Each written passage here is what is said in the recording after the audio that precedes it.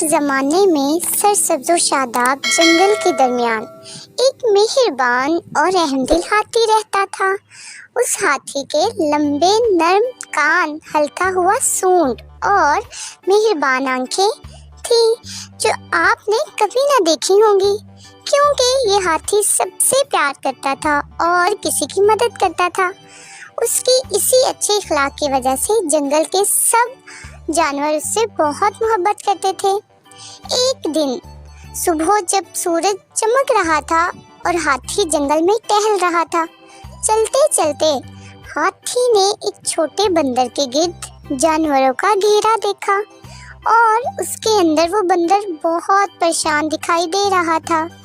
ہاتھی بہت پریشان ہو گیا اور اس نے بندر سے پوچھا، کیا ہوا ہے پیارے بندر؟ بندر نے جلدی سے ہاتھی کو بتایا، او ہاتھی، میں گھر جانے کا راستہ بھول گیا ہوں۔ میں درختوں کے بہت اوپر چڑھ گیا تھا اور اب مجھے نہیں معلوم کہ میرا گھر کدھر ہے۔ ہاتھی کا دل بندر کے لیے بہت پریشان ہو گیا اور اس نے بغیر کسی ہچکچاہٹ کے بندر کو اپنی سونڈ کی مدد سے اپنی پیٹھ کے اوپر بٹھایا اور گھر کا راستہ تلاش کرنے میں بندر کی مدد کرنے کا وعدہ کیا۔ اب ہاتھی نے بندر کو اپنی پیٹھ پر بٹھا کر جنگل میں اپنا سفر شروع کیا۔ راستے میں انہیں بہت مشکلوں اور رکاوٹوں کا سامنا کرنا پڑا۔ ایک گہری کھائی، ایک بہتی ہوئی ندی اور کانٹوں کی گھنی جھاڑیاں، لیکن رحم دل ہاتھی نے یہ سب پار کر لیا اور نہ ہی بندر سے کسی قسم کی کوئی شکایت کی۔ آخرکار ایک لمبے سفر کے بعد وہ بندر کے گھر والے درخت پر پہنچ گئے۔ ہاتھی نے اپنی بہادری کی وجہ سے بندر کو اس کے گھر والوں سے ملا دیا۔ وہ اپنے بچے کو دیکھ کر بہت خوش ہوئے۔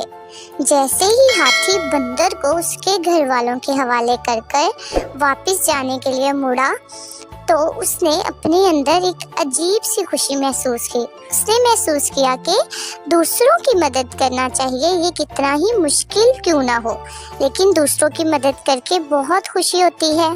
ہاتھی نے بندر سے کہا، یاد رکھنا پیارے بندر، اگر آپ کو دوبارہ مدد کی ضرورت ہو تو بنا کسی تکلف کے کیے بغیر مجھے بلا لینا۔ تو پیارے بچوں، آپ نے اس کہانی سے کیا سبق سیکھا؟ کہ احسان کا کوئی عمل چاہے کتنا چھوٹا کیوں نہ ہو کبھی ضائع نہیں ہوتا، اور ہم سب اگر ایک دوسرے کی مدد کریں تو اس دنیا میں ایک فرق پیدا کر سکتے ہیں۔